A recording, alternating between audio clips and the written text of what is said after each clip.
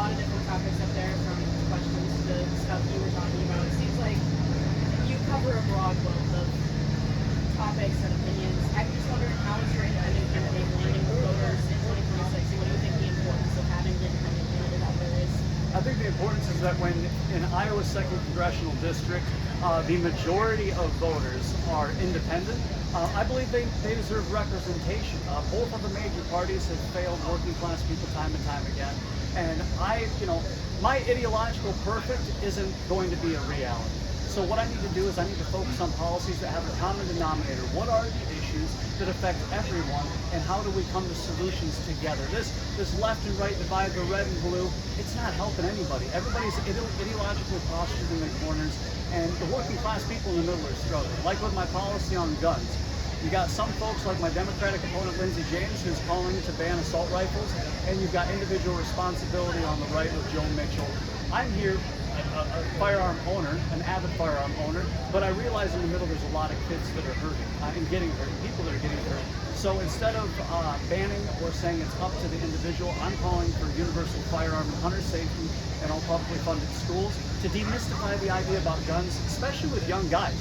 I was a young guy, played a lot of video games. A lot of folks, that's their first and only impression of guns. And if we're going to be a country with guns, which I think that's the way it's going to stay for a while, we need to be informed, educated, and organized. So common denominators. If you're elected, what would you do to guard against the system changing you versus you changing the system? Oh, I've been working class for my entire life, and I actually quite like it this way. I live in the middle of nowhere in a trailer.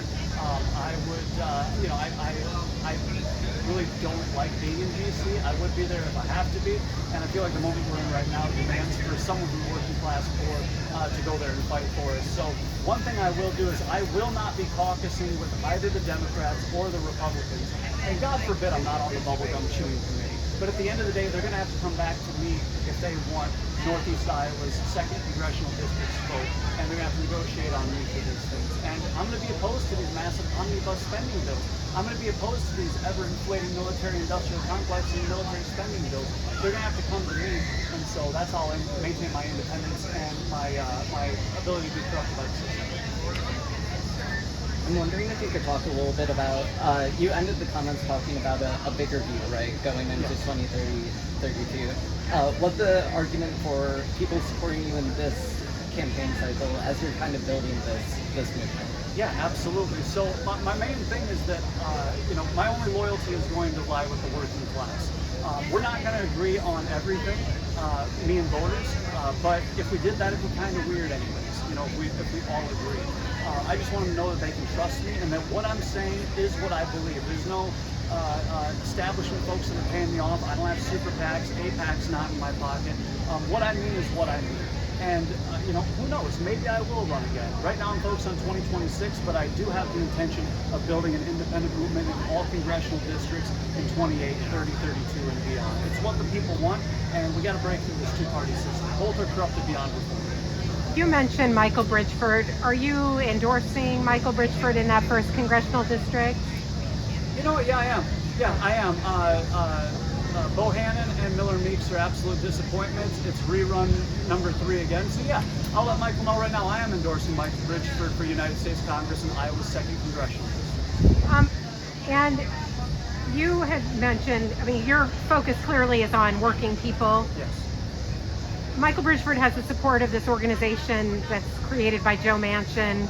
Joe Manchin, not really known as the advocate of working people. Would you welcome support from the Independent Voice Center or whatever it's called? I would entertain a conversation with anybody that's interested in truly building a coalition that embodies the true emotion and needs of working class people. But first and foremost, my loyalty lies with the working class. If the independent candidate, I can't remember what they're called, if they want to have a conversation with me, I'll have a conversation with anyone. Joe Mitchell, my Republican opponent, I've met with him twice for multiple hours. We've talked priorities and policy for working class people and for Iowans. I reached out to Lindsey James, my Democrat opponent, to meet as well.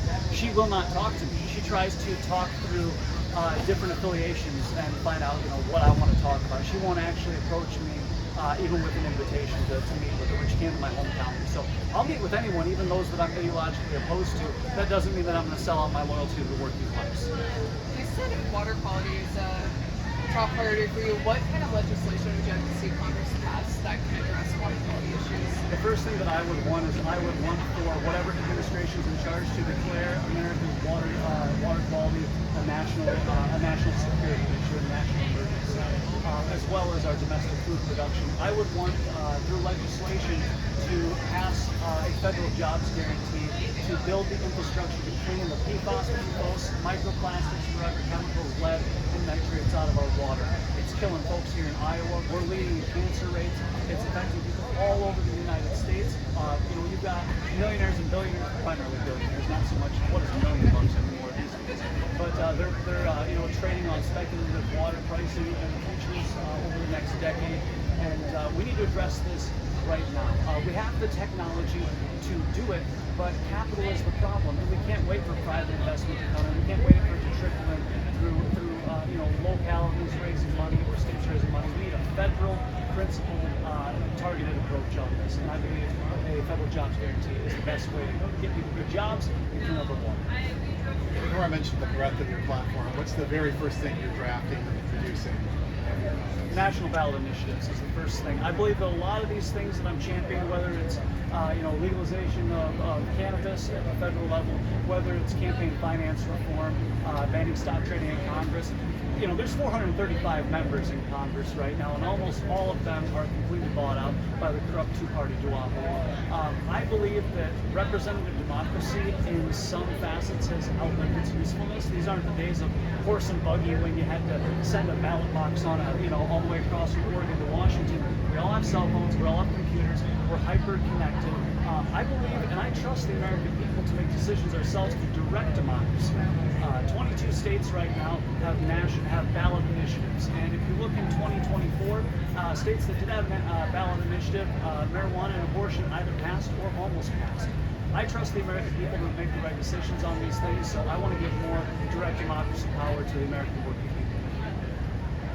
So national ballot initiatives is the first one. Thank you.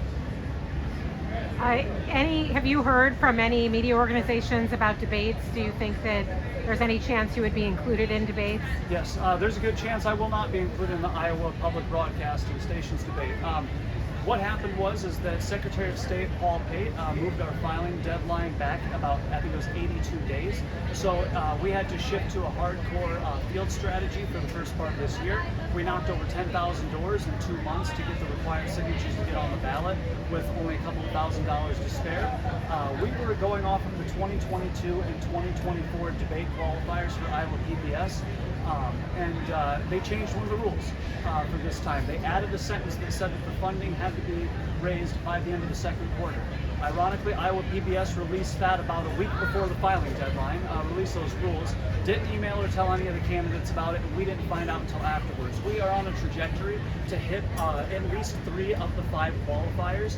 One of them is out of my control, and that's being a nominee for major party, and the other one is to get 10% in independently conducted poll. There's been no poll done in the 2nd District. I do believe that is intentional to keep me off the ballot, because even if I hit all 3 qualifiers in my power, without those 2, I will be excluded from the ballot.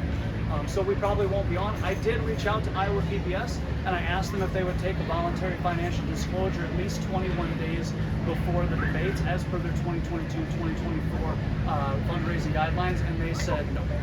I don't know if any other media like KCRG or KWWL have they planned to host a debate, and have you had any communication with other media besides Iowa PBS? I have not had communication with other media. My Republican opponent, Joe Mitchell, did come out last week, and he called for all candidates, including my Libertarian candidate, Rick Stewart, to be included in debate formats.